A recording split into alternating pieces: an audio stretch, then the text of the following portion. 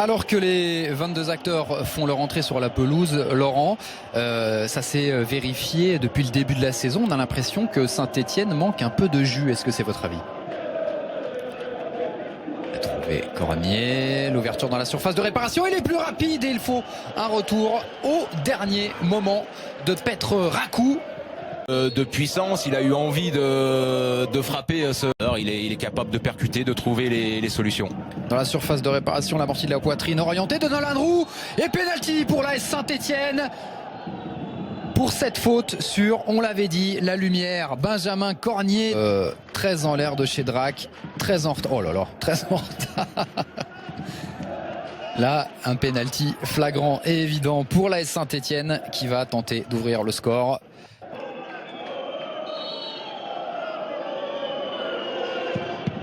Et c'est repoussé, c'est bloqué même par Mitou, le gardien. On voit encore cette frappe ratée. Mais on a l'impression qu'Amouma à aucun moment justement ne regarde le gardien, il regarde que son ballon. Franck d'Asuekoto, c'est cadré. La belle parade de Mitou. Ballon, c'était un trop. Et on revoit le beau coup franc d'Asuekoto qui avait l'air sur le poteau. Ouais, mais bien frappé par-dessus le mur avec beaucoup d'effets. Poteau.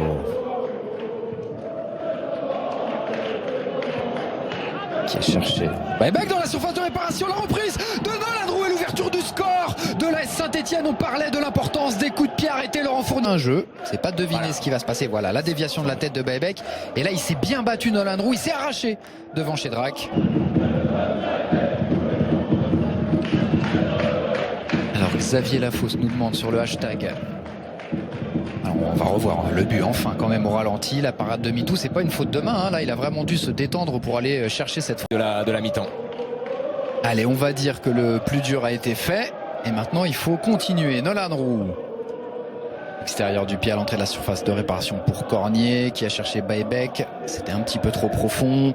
Riley mis sous pression par le pressing des Stéphanois et ballon récupéré dans la surface de réparation. Jean-Christophe Baebek dans les 6 mètres.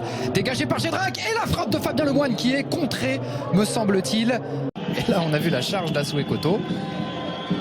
Pas de faute. Tout à l'expérience. C'est parfait. Nolan Roux qui s'est retourné, il la donne Romain Amouma dans le couloir gauche. Romain Amouma qui va pouvoir provoquer Shedrack. Amouma, il est repris au dernier moment, mais il récupère encore une fois le ballon. Il est lent, le défenseur nigérian, il faut en profiter. La passe dans la surface de réparation pour Cornier dans les 6 mètres. Pensez qu'il aurait pris un peu plus de vitesse, mais là après c'est bien joué de trouver Cornier dans le petit jeu à la surface de barrage. Samy qui joue toujours avec ses 3 défenseurs, mais qui a demandé à ses latéraux de monter beaucoup plus haut. Oh là là, le pied levé, ça va être un carton jaune. Il s'excuse tout de suite. Il ne devait pas y avoir de volonté de faire mal. Et le carton rouge pour Romain Amouma. On a cru voir ça dans la main de monsieur l'arbitre. Peut-être un tournant dans ce match. Carton rouge, expulsion pour un pied levé. On va voir ici sur les images. Si, quand même, il peut lui faire très très mal. C'est au niveau du menton. Alors il ne le touche pas, mais... Le coup franc tiré dans les 6 mètres. Et l'égalisation, scénario catastrophe pour l'AS Saint-Etienne.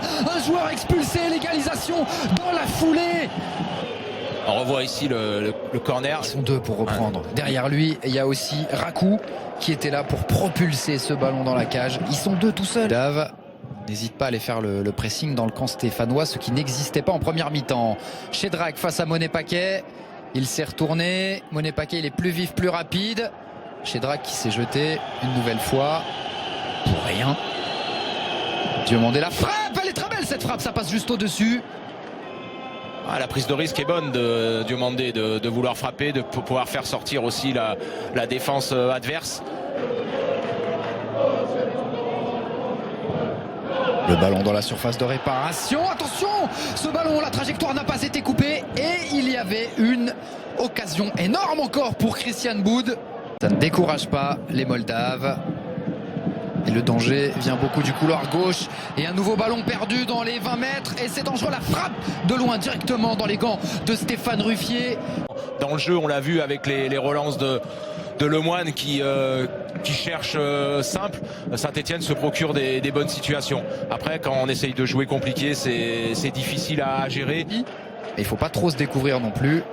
Ah, puis trouver les intervalles, c'est bien ce qu'a fait Cornier dans son appel. Après, la passe, il a les jambes à Souekoto pour aller chercher ce ballon repoussé de la tête par Shedrack. Cornier de la tête, il a cherché Nolan Roux. Deuxième tentative de Cornier, dégager une nouvelle fois Souekoto. C'est bien là ce qu'ils font les Stéphanois. Il faut insister, mettre la pression sur Patras. C'est récupéré par Souekoto derrière lui pour le Moine. Contrôle un petit peu long de Bayal Sall. Pas le premier. C'est récupéré au moins le Moine. Nolan Roux, Diomandé. La petite balle piquée pour Monet Paquet, dégagé de la tête par Ailier. Cornier, la frappe, ça passe à côté. Le long ballon couloir droit, c'est coupé par Jonathan Brison et c'est fini ici à Milsamy où l'AS Saint-Etienne glane un match nul, somme toute laborieux quand même, après avoir fait le plus dur en ouvrant le score juste avant la mi-temps par Romain Hamouma. Il s'est passé vraiment beaucoup de choses. Romain Hamouma qui avait raté un pénalty et qui ensuite, au retour des vestiaires, s'est fait expulser.